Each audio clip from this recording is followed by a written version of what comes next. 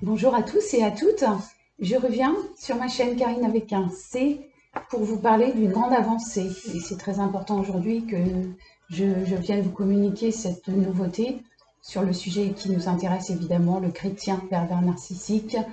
Donc cette grande avancée, c'est la sortie de ce livre depuis quelques mois qui s'intitule L'expression de la perversion narcissique dans le couple chrétien, comment la reconnaître et que faire.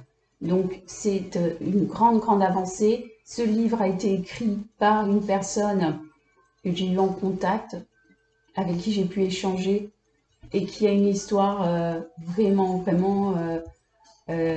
terriblement douloureuse, évidemment, qui a duré très longtemps avec un chrétien engagé dans une de nos églises et qui a été vraiment particulièrement destructeur dans sa vie.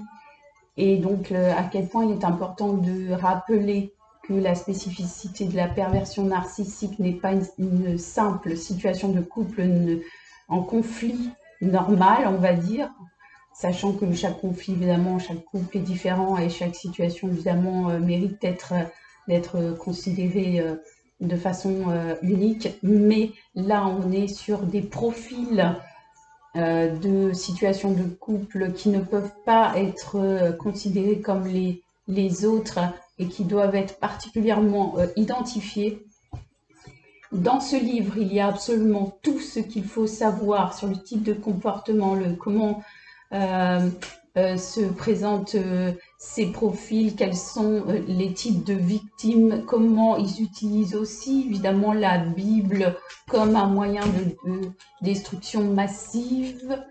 Et donc du coup, combien il est important qu'une personne qui a le potentiel comme ça, qui a vécu les choses et qui sait de quoi elle parle, puisse communiquer. Et ça, c'est une grâce qui lui a été faite, chacun ayant reçu ce qu'il a reçu de Dieu. Et ce potentiel-là, il a été mis donc vraiment au service de quelque chose, d'une cause qui doit être vraiment aujourd'hui présentée comme une urgence importante, parce que j'ai vraiment pu constater avec tous les contacts que j'ai eus évidemment depuis mes premières vidéos, combien il y a des personnes qui sont comme ça dans les églises et qui sont seules, absolument seules, pour vraiment identifier leurs problèmes, se dire mais je suis fou, je suis folle, qu'est-ce qui se passe? C'est tellement particulier le phénomène évidemment d'emprise et ce type d'emprise-là. Donc voilà, il faut vraiment secourir ceux qui sont dans cette détresse-là. Et c'est pour ça que les choses avancent et que même notre Dieu vraiment inspire, comme cette personne-là, cette femme-là, vraiment des actes concrets, parce que là c'est ce que Dieu nous demande, c'est de poser des actes concrets. Nous avons été certainement nombreux à recevoir pleinement cette parole, et cette personne qui a écrit le livre l'a pleinement reçue pour elle-même, cette parole d'Ésaïe 58 que je vais vous partager aujourd'hui. Ésaïe 58, verset 6. « Voici le jeune auquel je prends plaisir, détache les chaînes de la méchanceté, dénoue les liens de la servitude, renvoie libre les opprimés, et que l'on rompe toute espèce de joug. Partage ton pain avec celui qui a faim, et fais entrer dans ta maison les malheureux sans asile, etc. etc. » Au verset 9, « Alors tu appelleras, et l'Éternel répondra, tu crieras, et il dira, me voici. Si tu éloignes du milieu de toi le joug, les gestes menaçants et les discours injurieux. » Donc là, il faut s'intéresser à ces causes qui sont des causes qui étaient des causes perdues jusque-là, des personnes sacrifiées sous l'autel du devoir absolu de rester. Donc dans le mariage, dans des situations destructrices. Non, le Christ, il est mort pour nous et nous n'avons nullement besoin de nous sacrifier pour une cause perdue. Et ça, il faut commencer à le comprendre. Là, vous me direz, rien n'est impossible à Dieu. Oui, évidemment, chaque cas est différent. Dieu, évidemment, le Dieu de l'impossible. Mais quand les années passent et que la personne est détruite psychologiquement, les réparations sont extrêmement compliquées. Les maladies peuvent se déclencher à force d'encaisser les coups au moral. Les coups détruisent, les coups par les paroles détruisent aussi sûrement que des coups physiques. Il faut quand même le rappeler. L'envie de suicide est extrêmement forte au bout d'un moment. L'asphyxie est totale. Le manque de confiance, même ces personnes-là arrivent à vous faire douter tout le temps de votre salut ou de votre bien fondé dans la foi.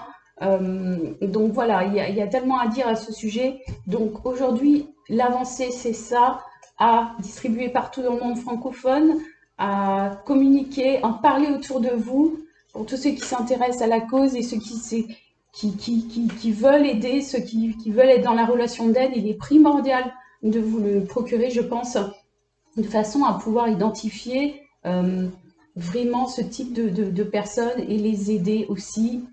Évidemment, les dirigeants d'église, les pasteurs, les leaders ont vraiment ce devoir de s'intéresser à cette cause. Je crois vraiment il faut arrêter des discours trop génériques en matière de couple. Il faut vraiment pouvoir avancer dans ce domaine et libérer les captifs. Aujourd'hui, voilà ce que je voulais partager avec vous.